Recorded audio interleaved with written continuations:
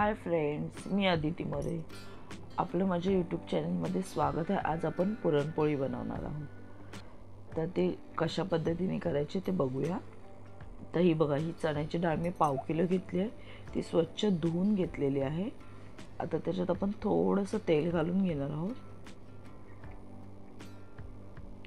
आणि तेल घातल्यानंतर ही आपण कुकरला 3 ते 4 शिट्या, जास्तीत जास्त 3 किंवा 4 शिट्यांमध्ये डाळ शिजते आपली. तर हे बघा, छान अशी डाळ शिजलेली आहे आपली, बघू शकता तुम्ही. त्यासाठी मी पाव किलो डाळीमध्ये 150 ग्रॅम गूळ घेतलेला आहे.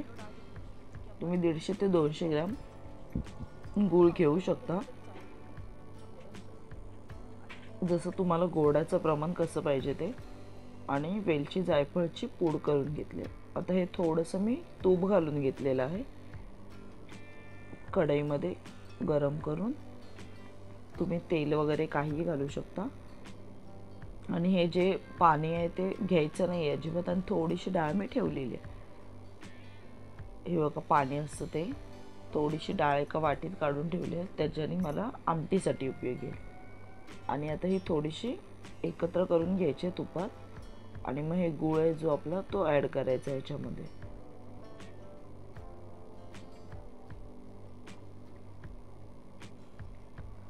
आणि गूळ छान असा विरघळेपर्यंत, आपला एकजीव होईपर्यंत हे छान असं एकत्र करत राहायचं आहे.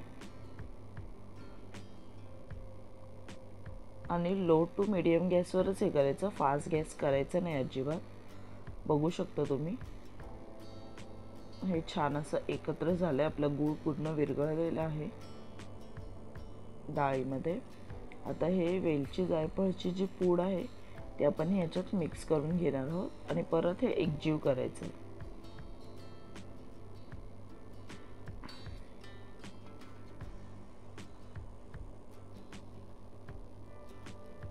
बघू शकता. आणि ही पुरणाची चाळण असते, त्याखाली टोप वगैरे तुम्ही जे काय आहे ते ठेवून पुरण वाटायला. पण मी आता पुरण म्हणजे तुम्हाला दाखवते. गरम गरम जर तुम्हाला वाटायचं असेल तर तुम्ही एक ग्लासाच्या साह्याने करू शकता. गरम जेव्हा असतं तेव्हा खूप, दुसरं तुम्ही चमचा किंवा ग्लास, पेल्याने होणार नाही हे बारीक. तर आता हे खूपच गरम आहे, त्याच्यामुळे मी थोडंसं थांबणार आहे. आणि मी आपलं कणिक नाही मळलं आहे, त्याच्या आधी पुरण कसं वाटून घ्यायचं. मग थोडा वेळ मी ते थंड होईपर्यंत कणिक मळायला घेते. तर हे हळद घेतली 1 चमचा आणि थोडंसं मीठ, आणि पेल्यावर पाणी करायचं आणि त्याच्यात मिक्स करायचं. हे बघा, हळद आणि मीठ एकत्र करायचं. आणि हा 1 वाटी मैदा घेतला आहे मी. 1 वाटी मैद्यामध्ये पेल्यावर मी गव्हाचं पीठ ॲड करणार आहे. गव्हाचं पीठ हे बघा ॲड करणार आहे पेल्यावर. आणि पाणी तुम्ही जसं तुम्हाला कणिक मळायचं तसं तुम्ही पाणी घेऊ शकता, थोडं थोडं असं. एकदम असं हे नाही करायचं, जसं तुमचा आपला अंदाज असतो हाताचा त्या हिशोबाने आपण कणिक मळत जायचं पाण्याचं. बघू शकता तुम्ही, थोडं थोडं पाणी. आता हे बघा, पीठ आपलं छान असं मळून झालेलं आहे. पण पीठ जरा चांगलं असं मळून घ्यायचं आहे व्यवस्थित, की जेणेकरून आपली पुरणपोळी व्यवस्थित होईल, फाटणार नाही की काही नाही. आणि आता हे थोडंसं तेल घ्यायचं आहे. तुम्ही तेलाच्या जागी तुपाचाही वापर करू शकता. आणि हे परत छान असं मळून घ्यायचं. हे बघा, छान असं मऊ, एकदम पटकन असं बोट जाण्यासारखंच हे पीठ झालेलं आहे. आता आपण 15 ते 20 मिनटं हे मी झाकण मारून ठेवून देणार आहे पीठ. आणि त्याच्यानंतर जे आपलं पुरण थंड झालेलं आहे, आता ते आपण बारीक करून, म्हणजे पुरण वाटून घेऊया चाळणीमध्ये.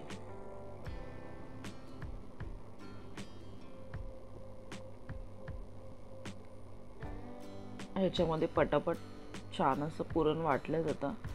मेन तर तुम्ही ग्लास घेतलं तर छान होईल पुरण वाटून. हे बघा, छान असं आपलं हे पुरण वाटून बारीक झालेलं आहे. जास्त म्हणजे एकदम पातळही नाही, काही नाही, व्यवस्थित झालं आहे, मऊ एकदम. हे बघा पीठ पण आपलं छान रेडी झालेलं आहे. तर थोडंसं तेल किंवा तुपाचा वापर करून आपण हा गोळा तयार करून घ्यायचा आहे. एक गोळा घेऊन त्याची वाटी करून घ्यायची छोटीशी, जेणेकरून आपल्याला पुरण त्याच्यात हे करून ते परत प्रॉपर असं बंद होईल.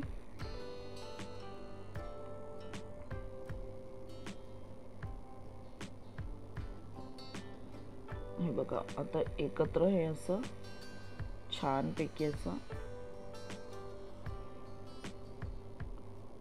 बघू शकता तुम्ही, गोल असं करून व्यवस्थित अशी कडा हे चारी बाजूनी म्हणजे गोलाचा पूर्ण बंद करून छान असं हे बघा व्यवस्थित हाताने जरा दाबून घ्यायचं, प्रेस करून करून करून, जेणेकरून पुरण आपल्या सगळ्या बाजूला पसरेल. आणि आता परत ह्याच्या पण हाताने पण पिठामध्ये जरा इकडून तिकडून बुडवून घ्यायचं आणि मग परत पिठाच्या साह्याने आपण हाताने फिरून घ्यायचं आहे की पुरण मधल्यामध्ये राहणार नाही, व्यवस्थित चारी बाजूला मिक्स होईल, म्हणजे चारी बाजूला ते पूर्ण व्यवस्थित जाईल, म्हणजे लाटताना सोपं पडेल. हे बघा जेव्हा आपण थोडंसं पीठ घ्यायचं पोलपाटावर आणि छान असं हे लाटतं पण येतंय. थोडंसं पीठ घेऊ बघा, बघू शकता पुरणपोळी अगदी फिरते.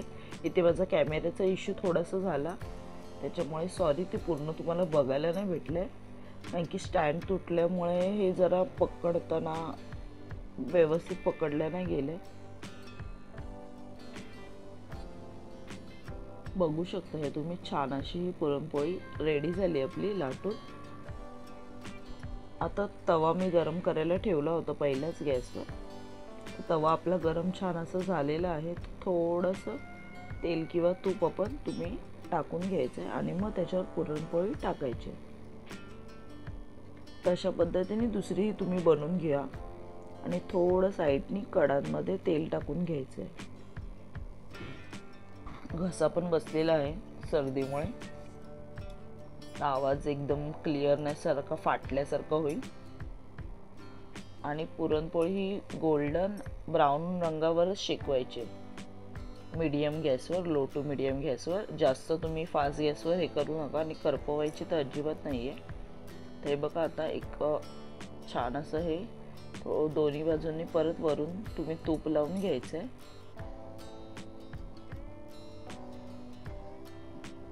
बघू शकता पुरणपोळी कशी छान अशी हे होते परत ते पण, आणि हळूहळू म्हणजे फुलते येते,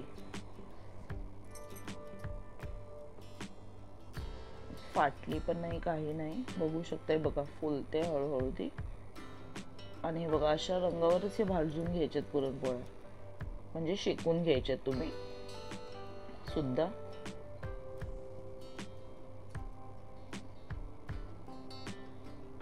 आणि खायला उत्तम आणि छान झाल्यात. हे बघा गोल्डन रंगावरच मी ते शेकून घेतल्यात, कुठेही करपलेल्याच हे तुम्हाला दिसतंय का? अजिबात नाही. त्याच पद्धतीने एक दुसरी पण दाखवते शेकून, तशाच पद्धतीने लाटून घ्या, अजिबात फाटणार नाही काही नाही. हे बघा छान अशा फुलतात पण त्या, आणि शेकताना पण मस्त एकदम व्यवस्थित शेकल्या जातात.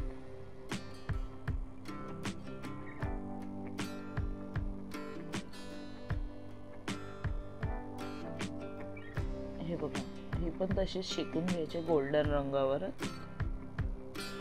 माझी पुरणपोळीची रेसिपी तुम्हाला कशी वाटते मला कमेंट्स करून नक्की सांगा.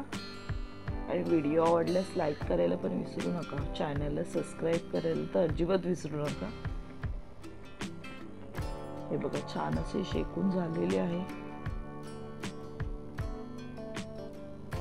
बघू शकता तुम्ही. हे बघा, आणि आता ह्या गरम गरम पुरणपोळीवरच आपण थोडंसं तूप घालून घ्यायचं. तूप लावून मुलांना तुम्ही तूप लावून खायला द्या, त्यांना आवडेल खूप. फोल्ड करून अर्धे तोडायची आणि फोल्ड करून द्यायची खायला, आणि एकदम मऊ आणि लुसलुशीत त्या पुरणपोळ्या झालेल्या. हे बघा अलगद हाताने हे करून सॉफ्ट एकदम, बघू शकता तुम्ही. बघा तर चला भेटू पुन्हा नेक्स्ट व्हिडिओमध्ये. थँक्यू. बाय.